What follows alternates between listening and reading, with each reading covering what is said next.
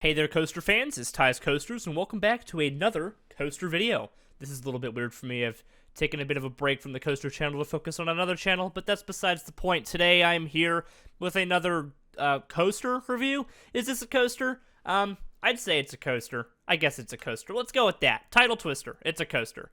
Opening at SeaWorld San Diego in 2019. This is technically one of my two home parks. It is about the same distance between or same distance away from my house as Knott's Berry Farm, so I kind of count both of them as my home park. But I have gotten to go on this ride a total of, wait for it, drumroll please, one time. A single ride on Tidal Twister. It wasn't great. It wasn't a good ride, and I can kind of understand why this ride is always closed, because every single time I would go to SeaWorld San Diego, this ride would be closed. I actually had a vlog that isn't on this channel. A lot of the footage wasn't very great, where I went to SeaWorld San Diego with Coaster Nerd, and I made fun of Tidal Twister for being a headbangy disaster of junk, which I still hold that opinion to this day. And thanks to Airtime Thrills for posting this footage on his raw footage channel, it gave me the inspiration to talk about this ride. Now, I know a lot of people really share that opinion with me, that this ride freaking blows. I would rather ride Viper with its old trains 10 times in a row than ride this once.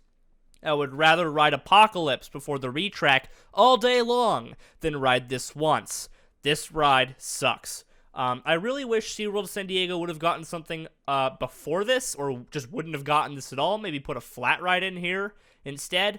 But instead, they decided to go with this and market the hell out of it, calling it a single rail coaster and so on and so forth. I mean, I guess they're right. It is a single rail coaster, but it makes a disgrace out of the Raptor track.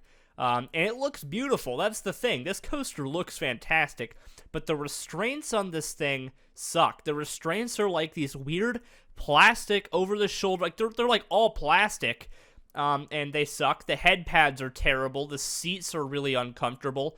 The airtime hill doesn't have airtime. The 0G roll, it has some good hang time, but other than that, those turnarounds are head-bangy nightmares. So this ride gets a double thumbs down from me.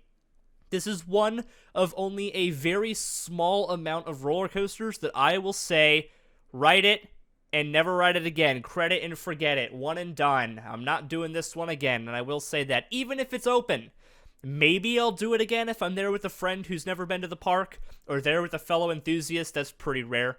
But yeah, no, this coaster, it really blows. So for Tidal Twister's final score, it's going to get, wait for it, a 0 out of 10. That's right, coasters I will never ride again get a 0 out of 10. This thing sucks. SeaWorld, I'm so glad you got Electric Eel. That's a good ride. I am so glad you're getting Emperor. That looks like a good ride. This ride sucks.